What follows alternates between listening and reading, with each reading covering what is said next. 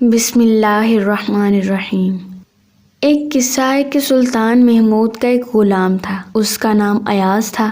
بادشاہ اسے بہت محبت کرتا تھا۔ دیگر درباریوں کو اسی بنا پر ایاز سے حسد ہو گیا کہ بادشاہ اس کو کیوں اتنا چاہتا ہے۔ بادشاہ نے اس کو بھانپ لیا اور لوگوں کو یہ بتانا چاہا کہ میں کیوں ایاز سے اتنی محبت کرتا ہوں۔ ایک دن بھرا ہوا دربار تھا اور یہ غلام ایاز بادشاہ کی پشت پر کھڑا اس کو پنکھا جھیل رہا تھا۔ اسی درمیان بادشاہ نے کہا، میرے دربار کی جو چیز جس کو پسند ہو، میری طرف سے اس کو اجازت ہے کہ اس چیز پر وہ ہاتھ رکھے، وہ چیز اس کو دے دی جائے گی۔ تو سارے ارکان دولت و مشیران سلطنت اٹھے اور انہوں نے اپنی اپنی پسندیدہ چیزوں پر ہاتھ رکھ دیا اور بادشاہ کی اجازت سے اس کو اٹھا لیا، مگر ایاز خاموش اپنی جگہ کھڑا تھا۔ اس نے نہ کسی چیز پر ہاتھ رکھا، نہ اس کو اٹھانے کی کوشش کی۔ یہ دیکھ کر لوگ ایاز کو تکنے لگے کہ کتنا بڑا بے وقوف ہے کہ ایسی قیمتی چیزیں میسر آ رہی ہیں مگر یہ نہ اپنی جگہ سے اٹھتا ہے اور نہ کسی چیز کو اٹھاتا ہے۔ بادشاہ بھی یہ سارا منظر دیکھ رہا تھا۔ اس نے کہا، ایاز، کیا تم کو ہمارے دربار کی کوئی چیز پسند نہیں آئی؟ تم نے کسی چیز کو کیوں پسند نہیں کیا؟ تو ایاز نے بڑا عجیب و بصیرت افروز جواب دیا۔ اس نے کہا کہ حضور، میں نے تو آپ کو پسند کر لیا ہے، اور جب آپ میرے پاس ہو گئے تو سارا دربار میرا ہو گیا،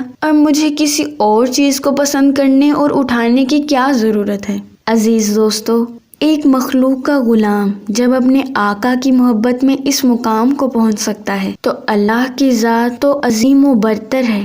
تو یہ کتنا بہتر ہو کہ اللہ سے اللہ ہی کو طلب کیا جائے۔ جب اللہ مل جائے گا تو سب مل جائے گا۔ جیسے اس غلام ایاز نے بادشاہی کو مانگ لیا تھا، اگر کوئی چیز مانگتا تو صرف وہ معمولی چیز اس کو ملتی، بادشاہ کی محبت نہ ملتی۔ اسی طرح اللہ سے دنیا مانگو گے تو دنیا ہی ملے گی۔ دنیا والے دنیا مانگتے ہیں مگر عقل مند لوگ اللہ سے اللہ ہی کو مانگتے ہیں۔ جب اللہ کو مانگ لیا تو اللہ اس کا ہو گیا، اور جس کا اللہ ہو گیا تو سب کچھ اس کا ہو گیا۔